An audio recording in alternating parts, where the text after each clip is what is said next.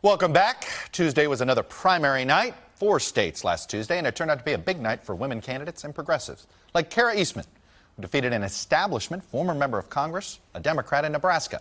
Also, this coming Tuesday, another progressive, Stacey Abrams, appears poised to win the Democratic nomination for governor of Georgia.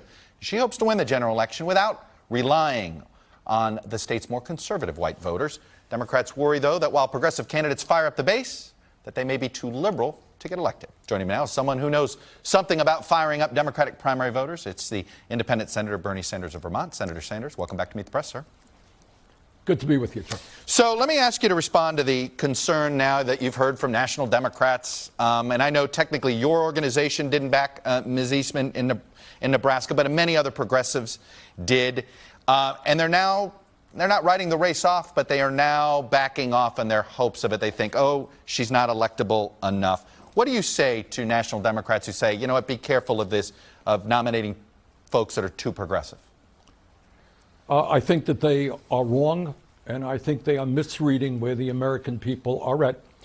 You know, Chuck, many of the issues that I campaigned on 2 years ago, issues like Medicare for all, raising the minimum wage to $15 an hour, taking on the pharmaceutical industry, making public colleges and universities tuition-free, legalizing marijuana. A few years ago, those were seen as radical, fringy ideas. Well, you know what? In every instance, those ideas are now supported by the American people, by a majority of the American people, overwhelming percentage of Democrats.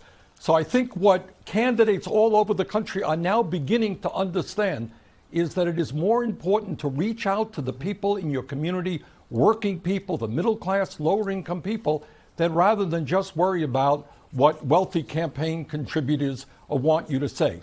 So I think candidates who run on a progressive agenda, which demands that we take on the billionaire class, that we end the movement to an oligarchy in this country, that we fight for the rights of working people, I think that's not only good public policy, I think that's good politics, and I think many of those candidates will win, because you're going to see voter turnout go up at a level of excitement that conservative Democrats don't raise. Do you buy the idea that there is such thing as electability, that should be part of a primary argument? Well, sure, we all want to win. The question is, what constitutes electability? 4 years ago, as you will recall, Republicans won a landslide victory all across this country. And the reason was primarily that we had the lowest voter turnout since World War II. Some 37% of the American people voted, because establishment Democrats don't generate excitement. And I think when you have progressive candidates, and we have seen this now for the last year and a half, since Trump has been elected, we have seen progressive candidates seeing voter turnout go up, because the people in their communities know that it's time to stand up and fight. That's what they want to see. So the goal of the Democrats, it seems to me, in 2018 has got to be significantly raising voter turnout, and you do that by talking about the issues that working families care about. Well, it's funny you talk about, you got to messaging there, and I think I have an idea of where your answer is going to be, but we spend a lot of time, I spent a lot of time just now talking about the Russia investigation, the Mueller probe. There's a lot of serious allegations that are being investigated. At the same time, you hear from rank-and-file voters. Senator Klobuchar, for instance, a Democrat from Minnesota, said recently, they're not asking me about Russian bots, okay? They're asking me about things like soybean exports. How much should Democrats talk about Russia and the Mueller investigation on the campaign trail, in your opinion? Well, I don't think, Chuck, that it's either or. I think you've got to do a lot of things if you are a serious candidate.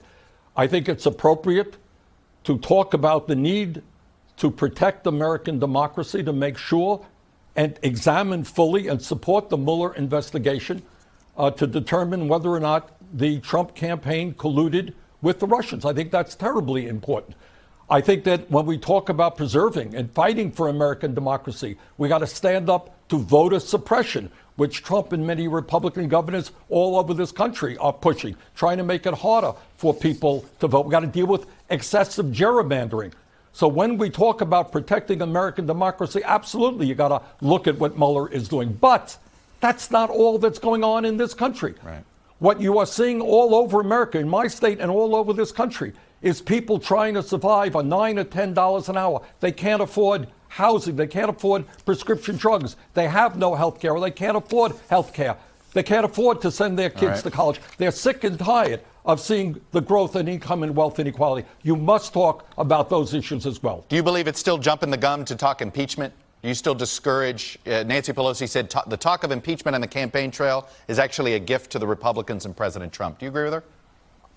Yeah, I do. I mean, I think you allow the investigation to go where it goes. I'm a member of the United States Senate.